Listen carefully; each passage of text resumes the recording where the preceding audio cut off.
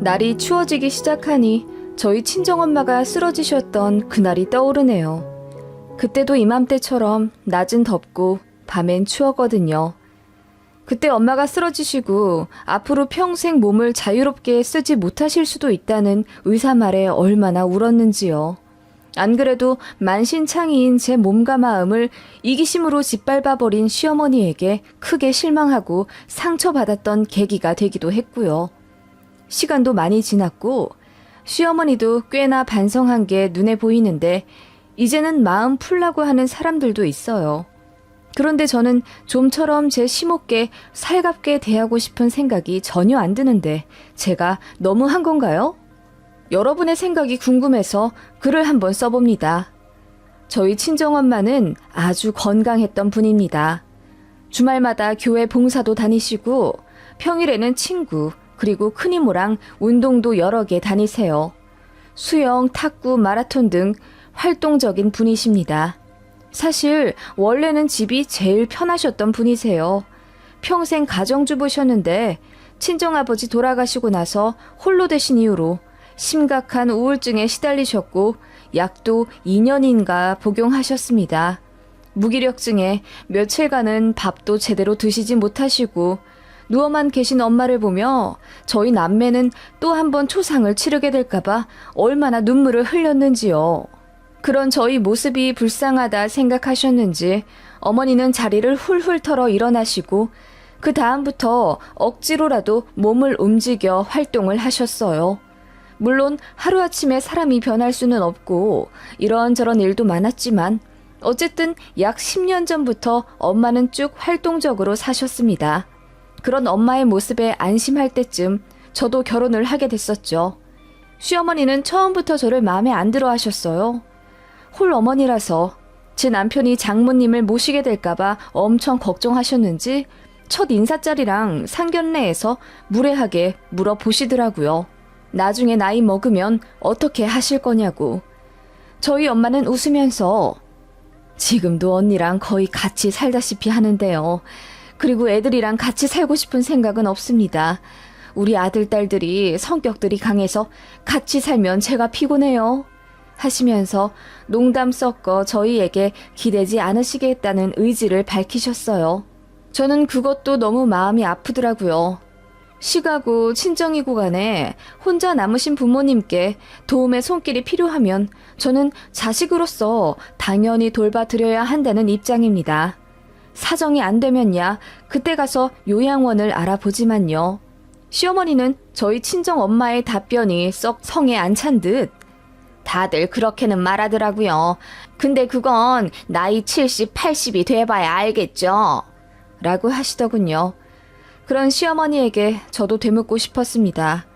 어머님도 만약 혼자 되시고 나서 나이 70, 80이 되어도 자식이랑 살고 싶단 생각 안 들 자신 있으시냐고요.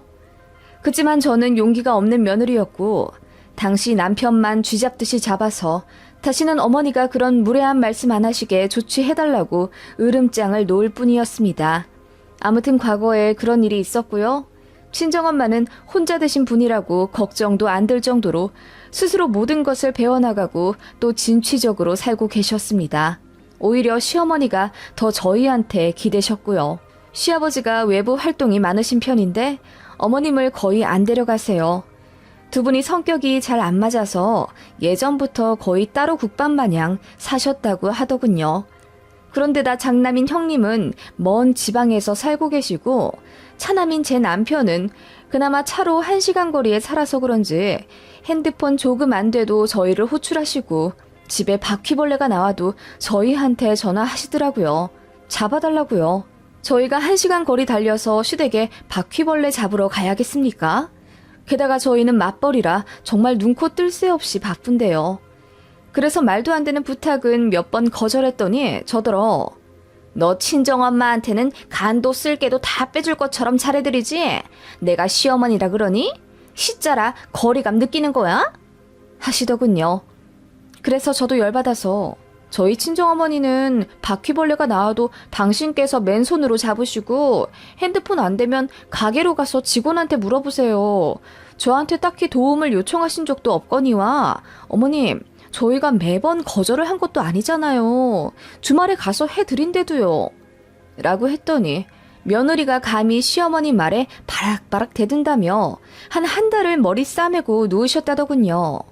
시금 전폐하셨다더니 정작 한 달 뒤에 만났을 때는 살이 쪄 계신 게 코미디더라고요. 아무튼 그렇게 시어머니는 시시때때로 저희 친정엄마를 경계하셨어요. 그 도가 진짜 지나치다 싶더라고요. 저희가 18평 신혼집에서 시작하다가 돈 많이 모아서 32평 신축 아파트 청약에 당첨되어 이사를 가게 되었어요.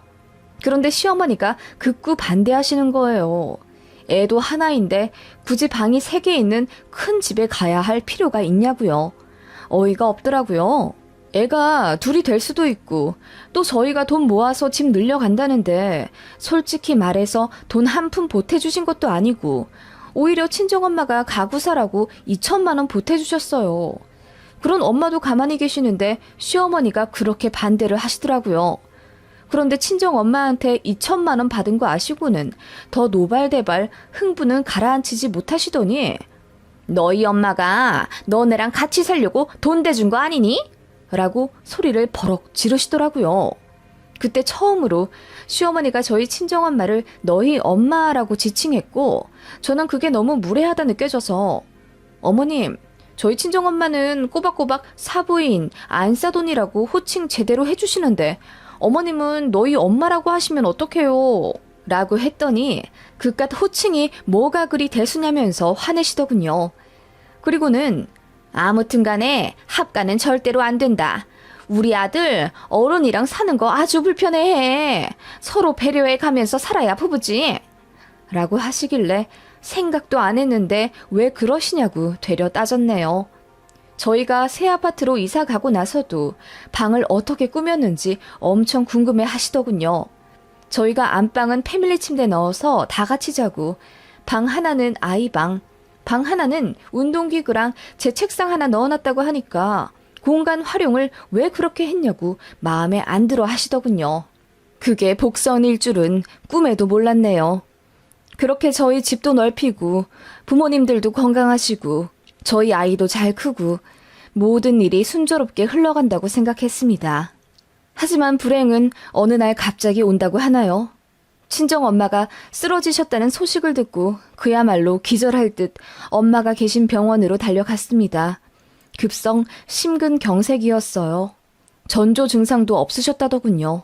그리고 쓰러지시면서 하필이면 옆에 보도블럭 모서리에 부딪히셔서는 피도 많이 흘리셨고 목뼈도 다치셨다고 했어요. 스텐스 시술로 급한 불은 껐지만 머리랑 목뼈 다치신 게 더 심각했고 피를 많이 흘리셔서 의식도 빨리 찾지 못하셨어요. 수혈도 받으실 만큼 위급한 상황이었고 의사는 어머니 연세가 있으셔서 그런지 무의식 중이지만 회복이 딱히 빠르지가 않다고 하시더군요. 머리 다친 건 MRI 찍었는데 딱히 큰 이상은 없어 보이는데도 엄마가 근 일주일을 깨어나지 못하시는 바람에 저는 정말 아빠를 이어 엄마도 이렇게 잃는구나 싶었어요.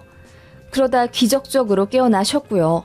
병원에 입원도 오래 하셨고 목뼈 다친 것과 한동안 피가 순환되지 못해 뇌에 산소가 가지 못했던 후유증으로 엄마는 왼쪽 팔과 왼쪽 다리 쓰시는 걸 불편해 하셨어요. 엄마는 당신이 오른손잡이인데 다행히 왼쪽이 고장이라며 농담을 하실 정도였지만 솔직히 제가 봤을 때 엄마는 휠체어도 제대로 못하실 것 같은 심각한 상태였습니다. 그래도 재활치료 열심히 받으시더군요. 그런 엄마 응원하며 저도 하루하루 마음 졸이며 살고 있었습니다. 시어머니는 처음에는 저희 엄마 쓰러지셨다는 소식에 엄청 놀라셨어요. 그러면서 병원비 하라고 100만 원도 보내주시고 전화도 자주 해주시곤 했습니다. 그런 시어머니께 저는 참 감사했었어요. 아무리 그래도 사부인이라 걱정을 해주시는구나 싶었고 사람이 아플 때 어떻게 대하느냐에 따라 평생 인연 나뉜다더니 저도 어머님께 서운했던 것들이 그렇게 눈 녹듯 풀리는구나 싶을 정도로 감동받았습니다. 그런데 전화가 오면 올수록 이상하다 싶었어요. 걱정이 그 걱정이 아니신 것 같은 거예요. 팔다리 못 쓰시는 것에 대해 진행 상황을 세세하게 여쭈시는 것도 모자라 퇴원 후 거처에 대해서도 집요하게 물으시더군요. 저에게는 남동생이 있고 결혼 앞두고 있는 대학 교수입니다. 안 그래도 남동생이 본인이 엄마 모시고 싶다고 하는 걸 저도 마음이 안 놓여 서로 모시겠다고 하던 중이었고요. 앞으로 쭉 합가는 못하게 될지는 몰라도 일단 거동이 불편하신데 당연히 제가 봐드려야 한다고 생각했어요. 워킹맘이라 안 그래도 아이 키우랴 일하랴 벅찬 감도 있어서 퇴사를 생각하기도 했던 차고요. 그래서 그런 저희 진행 상황을 말씀드리니 아니 저는 사실 굳이 말하고 싶지도 말해야 하는 의무도 없다고 생각합니다만 어머님이 진짜 집요하게 물어보셔서 어쩔 수 없이 다 대답한 것들입니다. 아무튼 어머님이 제 대답을 듣자마자 불같이 화를 내시며 우리 아들이 불편해한데도 나이 40 간 넘어서 장모님 뒤치다거리를 해야겠냐 우리 아들이? 라고 하시더라고요. 그래서 제가 뒤치다거리라뇨. 그럼 저희 엄마 락앤락 뚜껑도 제대로 못 여시는데 굶어 죽으란 말씀이세요? 상태 좋아지실 때까지 자식이 좀 돌봐드려야죠. 그리고 제가 남편 시킬 것 같으세요? 제가 다 하겠죠. 라고 했더니 어쨌든 제 신경이 친정 엄마한테 가면 남편이랑 자식 돌보는 게 뒷전이 되고 그렇게 되면 본인 아들이 피해를 보니 절대로 합가를 하면 안 된다고 길길이 날뛰더군요. 그때 정말 정 떨어졌습니다. 어머님 본인도 나중에 어떻게 될지 모르는데 며느리 가슴에 이렇게 대못을 박아도 되는 겁니까? 황당하더라고요.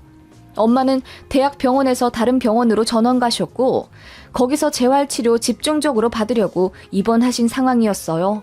다행히 그 병원이 저희 집이랑 고속도로 잘 달리면 40분 정도 되는 거리라 제가 일주일에 2번 가서 엄마를 보살펴 드렸습니다.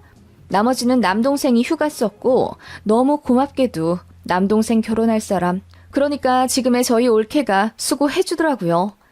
그렇게 저희끼리 으쌰으쌰하며 엄마 회복을 돕는 동안 어머님은 제가 혹시라도 엄마를 모실까봐 눈에 불을 켜고 감시하더군요. 정말 다행히도 엄마는 회복에 탄력이 붙어 곧잘 걸어 다니게 되셨고 목발도 조금 더 간소화된 것으로 바꾸셨어요. 산책도 하셨고 편의점에서 물건도 사시더라고요. 그렇게 나아지는 게 눈에 보일 때쯤 퇴원을 생각하게 되었고 저희는 가족 회의를 통해 제가 한 달 정도 남동생이 그 이후 한 달, 그 다음은 큰 이모네에 가시는 걸로 합의를 봤습니다. 시어머니도 그걸 알게 되셨어요. 그랬더니 남편한테 카톡해서는 정말 편하냐고 사위가 장모님 모시면 얼마나 골치 아픈 일인지 아냐며 그냥 처남한테 한 달에 돈 얼마 주면서 아예 넘겨버리라고 말한 메시지를 보게 됐어요. 저희 엄마가 무슨 짐짝도 아니고 너무 하더라고요. 다행히 남편이 그 말에 불같이 화를 내며 장모님이 본인에게 얼마나 잘해주시는데 그런 소리를 하냐고 했다네요. 그런데 퇴원 일주일 앞둔 어느 날 대뜸 어머님이 전화하셔서는 1톤 트럭으로 짐 좀 보냈다고 받아서 올리라고 하시더군요. 제가 너무 놀라서 무슨 짐을 1톤 트럭 가득 차게 보내시냐고 했더니 시댁에 놓을 자리가 없어서 너희 집에 좀 놔두려고. 너희 작은 방 하나 남는 거 있지 않니? 거기다가 좀 놔둬라. 내가 언제 시간 맞으면 찾아갈란다. 하시더군요. 보니까 용달로 어머님 낡은 화장대, 자개 옷장, 옛날식 커다란 미싱기 같은 걸 바리바리 보내시더라고요. 심지어 거미줄이 막 쳐져 있는 골동품 같은 거요. 이걸 왜 안 버리고 저희 집에 놔두시냐 하니 버리긴 아까운데 시댁엔 자리가 없어서 거기 잠깐 두는 거라며 어차피 방 하나 남는데 거기다 두면 되지 않느냐고 버럭 화를 내시더군요. 일단 용달은 내려야 하니 어머님 말씀대로 작은 방에 넣어놓긴 했는데 발도 들이지 못할 정도로 꽉 차더라고요. 제가 너무 열받아서 시어머니께 곧 엄마 모셔야 할 방에 어머님 물건 가득 넣어놓으라 하시면 저더러 어쩌라는 말씀이세요? 라고 했더니 바로 끊으시더군요. 어이가 없어서 그거 사진 찍어 남편에게 전송하고 그대로 용달 다시 불러 시댁에 보냈어요. 시모한테 계속 전화 오는 거 다 거절했고요. 저도 시모한테 며느리 노릇 하기 싫더라고요, 이제. 남편한테 엄마 일로 미안한 마음은 있었지만 남편도 자기 엄마가 너무한 거 아니까 저한테 꼼짝 못했고요. 그러다가 대박 사건이 터졌죠. 큰 이모님께 전화가 왔어요. 네 엄마한테 네 시어머니가 전화를 했다더라. 나이 들어서 자식 도움받는 거 보기 안 좋지 않냐면서 딸내한테 신세질 생각하지 말랬다더라. 내가 다 어이가 없어서 따질랬더니 네 엄마가 그러지 말라고 말리는데, 아니 아무리 생각해도 어이가 없어서 말이야. 무슨 그런 사돈이 다 있다니? 아니 안 그래도 애들한테 신세 안 지려고 최선을 다해서 재활치료받는 사람한테 너무한 거 아니야? 그래서 내 동생이 뭐 너네 집에 눌러 살겠대? 내 동생 내가 책임져. 황당해서 원! 라고 이모가 울부짖으며 말씀하시는데 저는 그야말로 눈이 뒤집혀지더군요.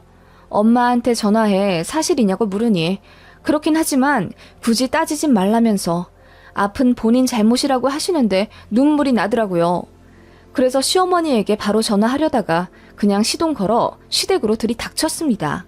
역시나 시아버지는 집에 안 계셨고 어머님 혼자 파자마 차림으로 편하게 계시다가 저보고 눈이 휘둥그레 해주시더군요. 네가 여긴 웬일이냐? 어머님, 제 친정 어머니께 전화하셨어요? 딸내 신세질 생각 말라고? 뭐? 난 또 무슨 일이라고? 예, 설마 내가 그렇게 얘기했겠니? 나는 그냥 우리 아들 처남이 아직 혼자 살고 그러니 거기가 더 편하실 것 같아서 딸내한테는 가지 마라, 그렇게 말씀을 드린 거지. 우리 아들이 또 장모님 모신다고 하면 집에서 빤스도 못 입고 갇혀있고 불편하지 않겠니? 그렇게 되면 서로 불편하지. 그래서 피차 더 좋은 방법을 말씀드린 거야. 그리고 자식한테 기대지 말라는 게 뭐 틀린 말이니? 난 그런 거 도통 이해가 안 가서 아무리 몸이 안 좋아도 혼자 죽이 되든 밥이 되든 버텨야지. 그걸 어머님이 왜 결정하시는데요? 물론 제 남편이 어느 정도 불편할 수 있다는 건 알아요. 그래서 미리 동의도 구했고 사과도 했고요. 정말 괜찮대요.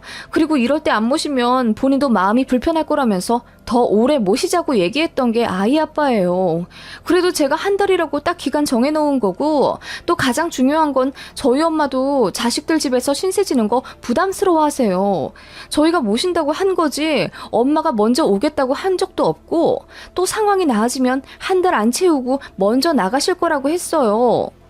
제가 따발총처럼 어머님께 쏘아붙이자 어머님 얼굴이 벌개지더니 그야 안사돈도 민망하니까 그렇게 말씀을 하실지 몰라도 솔직히 사람 건강이 어떻게 될지 모르고, 근데 너희 집에 있다가 혹시 몸이 안 좋아지시면 아예 눌러 앉으시면 어떡하니?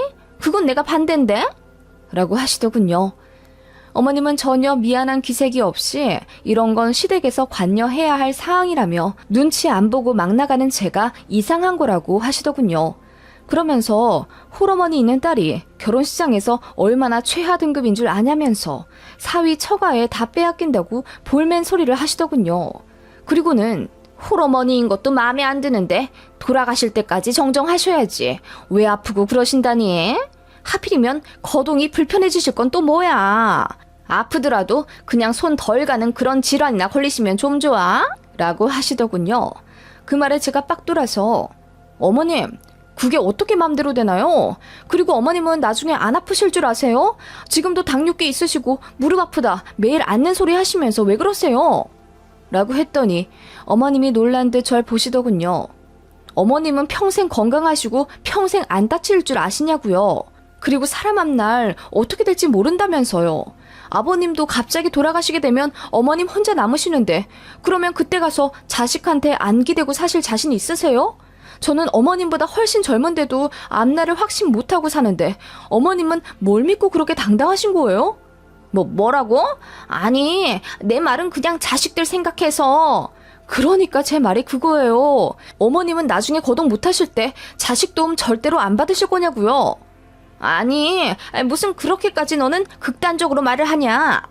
극단적으로 말씀하신 건 어머님이시잖아요. 제가 언제 저희 친정어머니 평생 모신다고 했어요? 상황이 좀 그러니까 집에 좀 모시겠다는 건데 왜 그러세요? 제가 소리를 빽 지르자 어머님이 슬금슬금 뒷걸음질 치시더군요. 저는 그렇게 할 말 다 했지만 어머님은 제 말에 대답도 안 하시고 저더러 너무 한다는 말만 반복하시고 피해자 코스프레 하실 뿐이었습니다. 어이가 없었지만 그냥 그렇게 저도 할 말 다 한 걸로 애써 기분을 풀었죠. 어머님이랑은 이제 다시 연락하고 싶지도 않고 이번에 작은 방에 어머님 물건 용달 부른 일을 계기로 제 남편도 많이 화가 났기 때문에 앞으로 연을 끊고 살아도 자기는 저한테 며느리 노릇 절대 안 바랄 거라며 제 마음을 알아주더군요. 그렇게 두어 번의 명절을 보냈을까? 엄마는 저희 집에서 3주 정도 계시다 남동생 집으로 가셨고 불편하시다며 2주 만에 댁으로 돌아가셨어요. 혼자 계셔도 틈틈이 저희 자식들과 이모, 조카들의 도움을 받으며 전혀 불편함 없이 회복을 위해 노력하셨습니다. 저희 어머니는 한의원도 부지런히 다니시고 재활 치료도 누구보다 열심히 받으셨어요. 덕분에 거의 80% 신경이 돌아왔고 뛰지만 못할 뿐 일상생활을 거의 다 회복하셨어요. 취미생활도 예전에 액티브한 활동에서 조금은 정적인 활동으로 요리 클래스나 프랑스 자수 같은 걸로 무료함을 해결하시기도 했고요. 그런 엄마의 모습이 한편으론 정말 존경스럽더라고요. 그래서 엄마 걱정을 거의 하지 않게 되었을 무렵 청천벽력과도 같은 소식이 들렸습니다. 시어머니가 빙판길에서 넘어지시면서 하필 뾰족한 철근 옆으로 쓰러지시는 바람에 엉치뼈와 골반뼈가 동시에 골절이 되셨어요. 아예 못 걷는다고 하시더군요.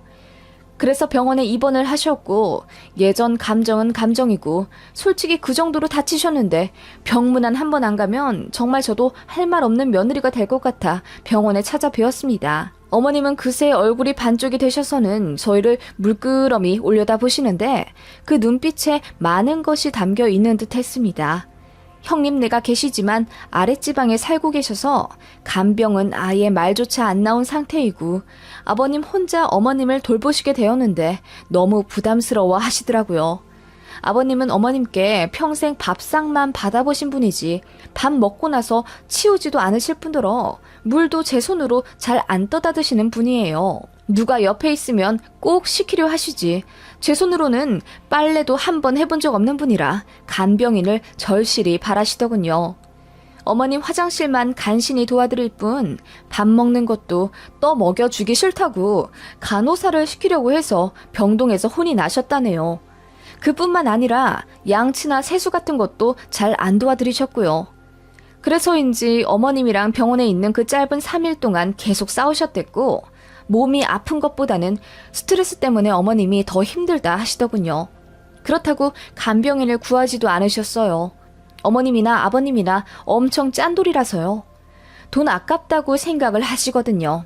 그래서 저희가 간병인을 구해드리고 비용도 되겠다 하시니 어머님이 갑자기 펑펑 우시며 서운하다 하시더라고요. 왜 집에 모시고 갈 생각을 안 하고 대뜸 병원에 자기 혼자 두고 갈 생각을 하냐면서요. 그러면서 네 친정엄마는 그렇게 애틋하게 여기면서 집에 어떻게든 모시려고 안간힘을 쓰더니 내가 아프니까 왜 거들떠도 안 보니? 네가 그러고도 며느리라고 할 수 있어? 암만 며느리라도 너도 내 자식이지. 네가 그랬잖니. 부모가 아프면 자식이 돌봐드려야 한다고. 그래놓고 나는 간병인만 달랑 붙여놓는다고? 정말 서운하다. 하시면서 막 우시는 거예요. 남편은 옆에서 한숨을 팍 쉬며 와이프 이제 일 다시 시작해서 바쁘기도 하고 저번에 장모님 일로 서로 기분도 상한 상황인데 우리 집에 오려고 하면 내 체면이 뭐가 되겠어. 그러게 그때 말이라도 좀 잘하시지. 라고 제가 할 말을 대신 해주더라고요. 저는 어머님 편찮으신 상황에 대놓고 꼬시다 이런 말 하기가 솔직히 좀 그렇더라고요. 게다가 병원이기도 했고요. 그랬더니 어머님이 대성통곡을 하시며 자식 키워봤자 다 소용없다 울고불고 하시더군요. 그러면서 저한테 계속 안 하던 문자를 보내시더라고요. 자기 힘들다 아프다 시아버지가 하도 귀찮다 난리를 쳐서 간병인을 구하긴 했는데 탐탁치 않다 등 하소연을 줄줄 하시는데 결국 결론은 저희 집에 오고 싶다는 이야기. 솔직히 말하면 어머님 다 나을 때까지 모시는 거 예전 같았으면 절대 싫지 않았을 거예요. 그런데 저희 친정 엄마한테 그렇게 대한 거 알면서 누가 냉큼 모시나요? 그건 바보 아니에요? 제가 그때 시어머니 망원 때문에 얼마나 스트레스를 받고 마음의 상처를 받았었는데요. 시어머니 다치신 얘기를 저희 친정엄마도 알게 되셨어요. 저번에 저희 친정엄마 입원하셨을 때 시어머니가 100만 원 주신 거 알고 계신 터라 이번에 되갚는다고 돈을 보내주신다고 계좌를 물으시더라고요. 그러시면서 엄마가 그때 너희 시어머니 덕담 덕분에 나도 회복 잘했으니 되갚아 드려야겠다 하시더라고요. 무슨 말씀인가 했는데 나중에 알고 배 잡고 웃었습니다. 친정엄마가 시어머니한테 전화를 거셨다더군요. 대략 대화는 사부인 이번에 빙판길에서 넘어져서 꼼짝을 못 하신다면서요. 에구 어쩌다 그러셨어요. 그때 100만 원 보내주시고 또 따로 격려도 진심으로 해주신 덕분에 저 재활치료 잘 받고 잘 회복했습니다. 라고 했더니 저희 시어머니가 우물쭈물 하면서 고맙다고 인사하고 빨리 끊으려 하셨대요. 네, 고맙습니다. 그럼 이만. 아니, 그런데 앞으로 회복을 어찌하려 그러세요? 자식한테 도움받는 거 진절머리 나게 싫어하시는 분으로 알고 있는데. 아, 바깥 사돈분이 계시니 걱정 없는 건가요? 아니면 간병인을 구하시는지요? 아, 그건 자식의 배우자가 불편해할 거 생각하는 게 참 어른이라고 하셨으니 제 딸네 집은 절대로 안 가시겠네요. 사실 뭐 아들이고 딸이고 우리 안사돈께서는 자식한테 부담 주는 부모 절대 안 될 거라고 호언장담을 하셨으니 향후 행보가 어떠실지 안 봐도 눈에 훤하네요. 너무 무리는 하지 마시고 쾌차하시길 빕니다. 저도 계좌로 마음 보내드렸습니다. 사부인 응원합니다. 라고 했더니 시어머니가 아무 말 못하셨다네요. 그 얘기 듣는데 어찌나 통쾌하던지.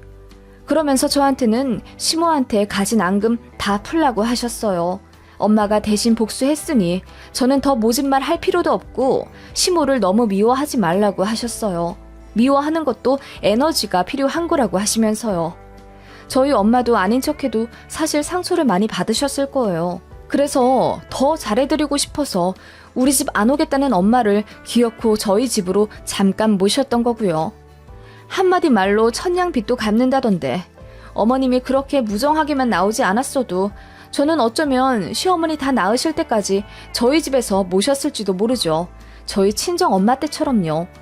이 세상에 과부되고 싶은 사람이 누가 있겠으며 아프고 싶은 사람이 누가 있나요? 사람 앞날은 그 누구도 모르는 건데 경솔함은 돌고 돌아 결국 나 자신을 공격한다는 걸 시어머니는 뼈저리게 아셨을 겁니다. 시모는 저희 엄마랑 통화하신 이후로 저한테 다시는 연락하지 않으셨고 얘기 듣자 하니 병원에서 일주일 정도 간병인 구해서 입원해 계시다가 퇴원을 하셨다더군요. 저희 집에 너무 오고 싶어 하셨는데 어머님의 구업으로 결국 이도 저도 못하고 혼자 끙끙 앓게 되셨다더군요. 그 이후로 1년에 서너 번 정도 만나 뵙고 있는데 어머님이 저한테 엄청 말 조심하시는 게 눈에 다 보일 정도예요. 다만 저희 친정 엄마한테 막말했던 건 사과받지 못했지만 뭔가 느낀 게 많으시겠죠.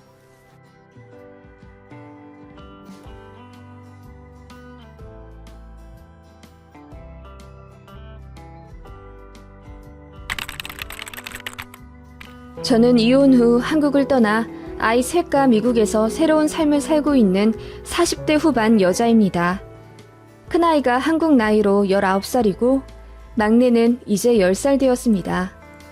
한국을 떠나온 지는 7년 정도 되었으니 이혼한 지도 그쯤 되었겠네요. 현재 프리랜서로 컴퓨터 관련 일을 하고 있고 새 아이와 먹고 살 만큼은 됩니다. 큰아이는 아직 어린데도 자기 대학 학비를 본인 힘으로 미리 벌겠다며 유튜브를 하는데 꽤나 소질이 있는지 한 달에 2,000달러도 벌고 그러더라고요. 딸아이가 하는 유튜브가 대체 어떤 세계인가 하고 둘러보다 보니 이런 사연 올리는 게시판이 많더라고요. 진짜인지 가짜인지 모를 법한 이야기를 보다 보니 제 이야기와 비슷한 사연 썰도 있고요. 그래서 저도 제 이야기를 한번 글로 적어 내려가 보면 어떨까 해서 이 새벽에 노트북을 켜고 타닥타닥 쓰고 있네요. 이혼을 왜 했는지부터 밝혀야겠군요. 전 남편이랑은 한국에서 소개팅으로 만났고요. 남들과 비슷하게 1년 반 정도 연애 끝에 결혼을 하게 되었어요. 저는 친정이 안 계십니다. 제가 10살 때쯤 사고로 두 분이 같이 돌아가셨고 그대로 저는 할머니 손에서 자랐어요. 그러다가 외삼촌이 계시는 이곳 미국으로 잠깐 건너와서 학교 다니다가 대학 때문에 다시 한국으로 들어온 케이스입니다. 덕분에 영어는 곧잘 하고요.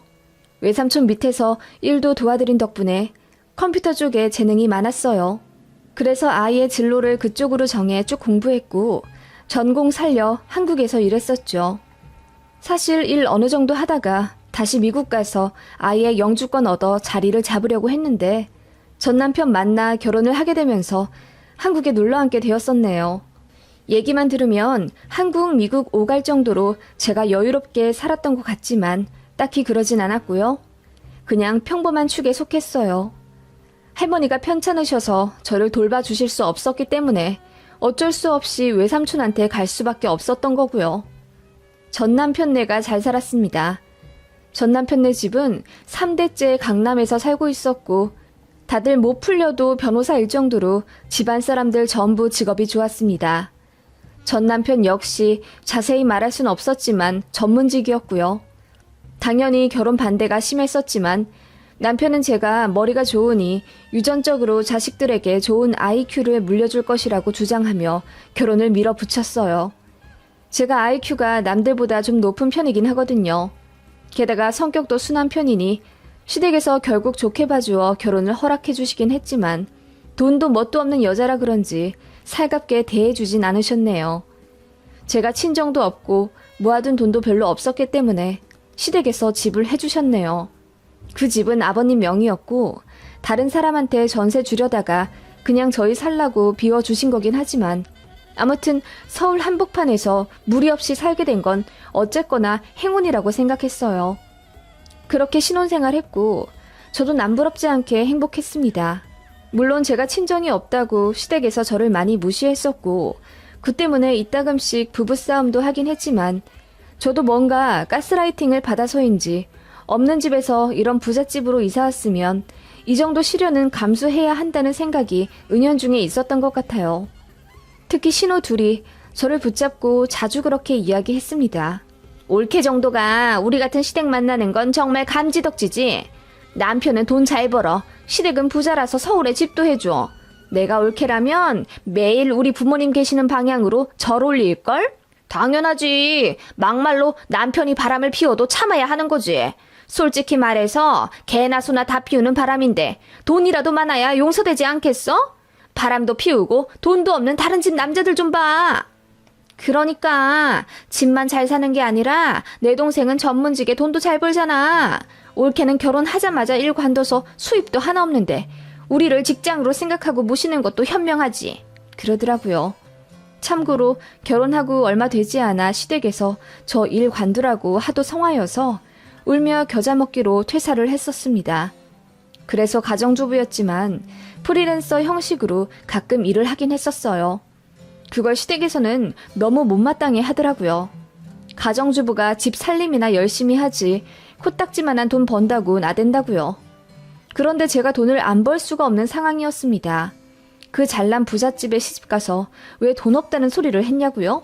남편 연봉은 월 1억 이상이었는데 실수령은 600만 원 언저리였고 솔직히 아이돌 학비며 비싼 관리비며 생활비며 이것저것 제하면 딱히 여유롭지도 않았어요. 시댁에서 하도 영어 유치원 타령을 했기 때문에 한 달에 150만 원 가까이, 둘 합치면 300만 원이에요.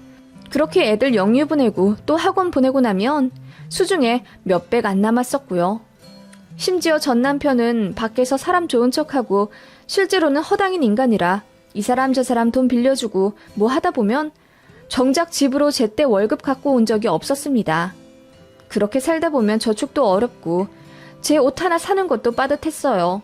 시댁은 여유가 있지만 저희한테 도리를 바라셨고 남들보다 돈이 많아서인지는 몰라도 바라는 케이스도 남들과 달라서 무름지기 용돈이란 것은 기본 100만 원 이상이어야 만족하시는 분들이었습니다. 남들은 부자 시댁 만나서 좋겠다고 부러워했지만 실상은 빚 좋은 개살구, 그게 바로 저였죠. 거기다 저는 시댁에서 제일 최하위 서열이었고 친정이 없었기 때문에 할머니는 저 결혼하기 전에 돌아가셨어요. 외삼촌네는 당시 여전히 미국에 계셨고요. 그래서 명절에 시댁 친정 나눠서 왔다 갔다 할 일이 없었죠. 연휴 내내 시댁에서 일만 죽어라 하게 되는 거예요. 부자인데도 명절에는 사람도 안 쓰고 음식도 안 사 먹고 오로지 사람 갈아가며 음식 하더만요. 그런데 다들 고급 인력이니 제일 만만한 제가 10에서 15인분 음식을 쥘일 다 만들어야 했고요. 남편은 연휴 때도 친구들이랑 놀러 나가기 바빠서 어느 순간부터 시댁은 아이들 챙겨 저만 가게 되더라고요. 물론 처음엔 안 그랬죠. 남편이 저랑 사귀고 싶다고 몇 개월을 쫓아다녔었고, 결혼하고 나면 손에 물 한 방울 안 묻히고 살게 하겠다, 자기 재력 모르느냐 등의 감언이설로 저를 잔뜩 꼬셨었고, 실제로 결혼하고 한 반년 정도는 남편도 잘하더라고요. 그런데 어느 순간부터 남편 눈에 콩깍지가 벗겨진 건지 저한테 딱히 말조심도 안 하고 저를 만만히 보고 대하더라고요. 그때부터 일 바쁘단 핑계로 밖으로 돌아다녔고요. 남편이랑 많이 싸우긴 했지만 솔직히 말해서 아이도 생겼고 남들 눈도 신경 쓰지 않을 수가 없어서 이혼은 차마 못했습니다. 게다가 저희 부부가 냉전인 걸 시댁에서는 귀신같이 알고 때마다 저에게 찾아와 온갖 명품들을 선물해주며 저를 달래주셨어요. 참 이상하다 생각은 들었죠. 평소에는 그렇게 말도 막 하고 본인들 필요할 땐 노예처럼 저를 부려먹으면서 제가 부부싸움 하면서 사내 안 사내 하면 제 눈치를 그렇게 보더라고요. 올케, 내 동생이 좀 부족하잖아. 똑똑한 올케가 좀 봐줘. 내 동생 올케 없으면 못 살아, 응? 그때 제가 눈치를 챘어야 했는데 아무튼 이 얘기는 뒤로 가서 더 할게요. 저도 살면 살수록 우울해지기만 하는 결혼 생활에 질리기 시작했던 것 같아요. 아이들은 점점 아빠를 필요로 하는데 아빠란 작자는 사회생활 한다고 밖에 나돌아다니고 저는 시댁에 매여 을처럼 살고 있으니 속물처럼 그래 돈으로라도 보상받으면 그렇게까지 억울하지도 않겠어요. 시댁에서는 집 하나 해줄 뿐 그 어떤 금전적 지원을 더 해주지 않으셨습니다. 애들한테는 물론 잘 해주셨고 나중에 큰애한테는 광주 땅을 줄 거다. 작은애한테는 성남에 있는 건물을 물려줄 거다 라고 하며 핏줄에 대한 애착은 보이셨어요. 그리고 애들한테 돈도 모아주신다면서 통장을 보여주시곤 했는데 그건 어디까지나 시댁 명의 통장이었고요. 정말 놀랍도록 저한테 돈 한 푼 해주기 싫어하시더라고요. 이따금 선물도 명품으로 사주긴 하셨지만 제가 혹시라도 환불할까봐 몇 달을 지켜보시더라고요. 그냥 제 수중에 여윳돈이 생길지도 몰라 전전긍긍하는 걸로 보였습니다. 그래서 제가 프리랜서로 가끔 일해서 버는 비상금도 꼬치꼬치 캐물어가며 어디다 썼는지 남는 돈은 어느 통장에 넣었는지 도가 지나치게 관여하시더라고요. 부잣집은 원래 그런가? 그런 생각도 들었지만 주변의 다른 여자들 보면 오히려 시댁으로부터 외제차 빵빵하게 지원받고 이따금 현금 선물도 1,000만 원씩 받고 그러던데 저희 시댁은 철저하게 저만 소외시키며 돈이 오간다는 느낌이었습니다. 그러면서도 아이를 더 갖기를 원하셨고요.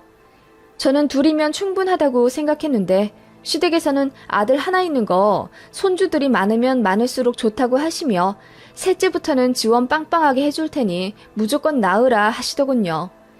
특히 제가 남편이랑 사이가 안 좋다 느껴지면 더 가열차게 압박을 하시며 어서 셋째 가지래도 셋째만 낳아준다면 내가 네 앞으로 서울집 이름도 돌려주마 라는 달콤한 제안까지 하시더라고요. 그렇게 어찌저찌 하다 보니 셋째가 또 생겨버렸습니다. 제가 설마 돈이랑 아파트 때문에 셋째를 가질 리는 없죠. 남편이랑 투닥거리며 싸우긴 했어도 사이 좋을 땐 또 꽤 좋았기 때문에 부부들은 다 이해할 겁니다. 죽일 듯 싸우다가도 화해하고 나면 잠깐 더 애틋해지는 그런 거요. 셋째 생기면 안 될 환경도 아니고 오히려 환영받는 분위기인 터라 그닥 부담 없이 셋째를 낳게 된 겁니다. 시댁에서 정말 좋아하시더군요.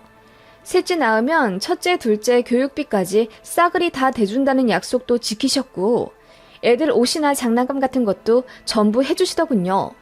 다만 역시나 제 편으로 현금을 보내주시는 것이 아니라 직접 유치원에 입금하고 옷이나 장난감도 직접 사서 전달해주시는 등 철저히 저는 돈 한 푼 못 만지는 시스템으로 애들 지원을 하시더라고요. 게다가 제 앞으로 외제차도 한 대 선물해 주셨습니다.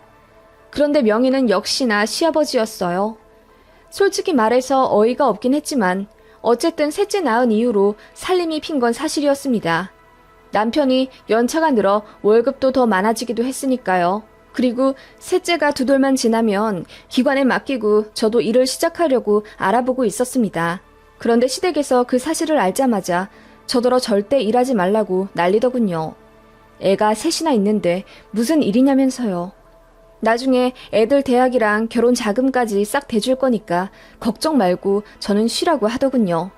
저는 이런저런 이유 대가면서 다시 일 시작하고 싶고 내 삶을 찾고 싶다고 했더니 시어머니가 불같이 화를 내며 저희 집까지 찾아오시더군요. 그러더니 제 어깨를 팍 밀면서 네 삶을 찾아? 애를 셋이나 낳아놓고는 무슨 네 삶을 찾겠다는 거니? 잔말 말고 집에서 애나 키워. 너는 그러라고 내가 이 집에 시집오게 만든 거다. 행여 다른 생각했다가 너 혼날 줄 알아. 라고 하시더군요. 그 말에 저도 반발을 했죠. 그래도 씨알도 안 먹히더군요. 시댁에서는 어쨌거나 제가 일하는 걸 극구 반대했고 제가 취업 나가면 이혼시켜서 애들을 빼앗겠다는 둥 협박도 일삼았습니다. 그 정도로 저를 집에 가둬두려 하셨고 경력을 단절시키려고 안간 힘을 쓴다는 느낌을 받았어요. 자연스레 남편이랑도 많이 싸우게 됐죠. 남편도 시댁 편이었거든요. 이래서 뭐해.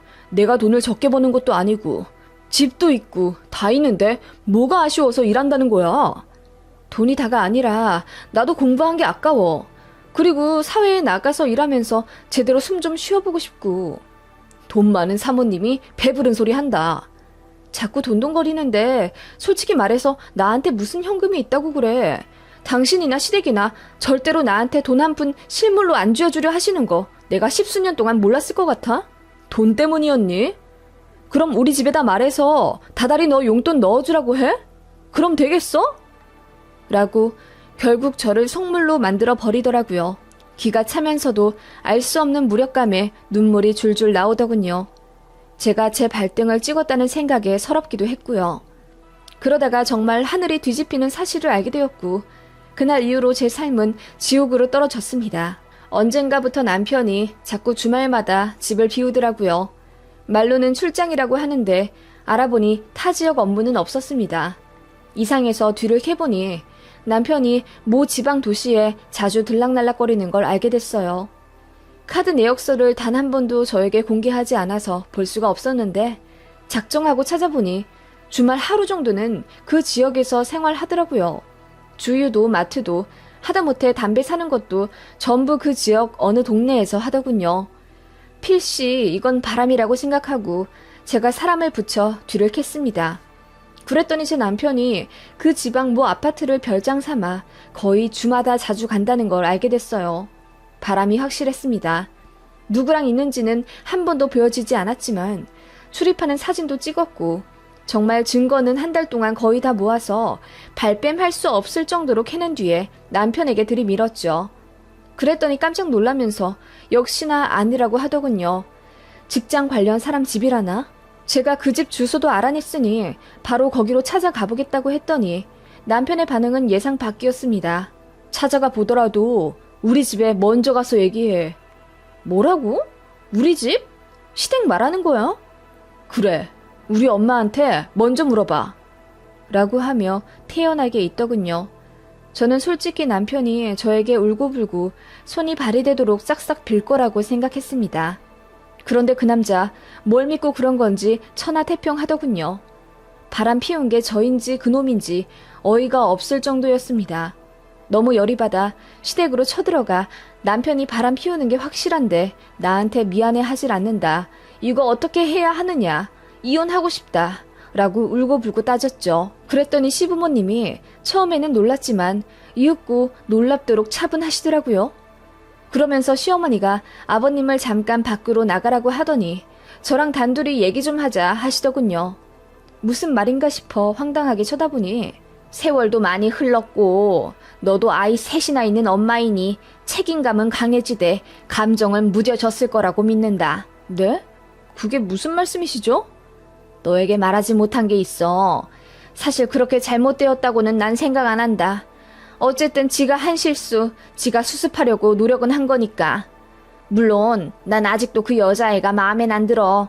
그건 꼭 알아둬라. 무슨 말씀을 자꾸 이렇게 어렵게 하시는데요. 그 여자애라뇨? 어머님은 알고 계셨단 말이에요? 네 남편한테 사생아가 있어. 네? 눈앞이 노래진다는 게 무슨 뜻인지 알겠더라고요. 그 말 듣자마자 그냥 세상이 아득하게 느껴졌습니다. 어머님은 차분한 얼굴과 말투로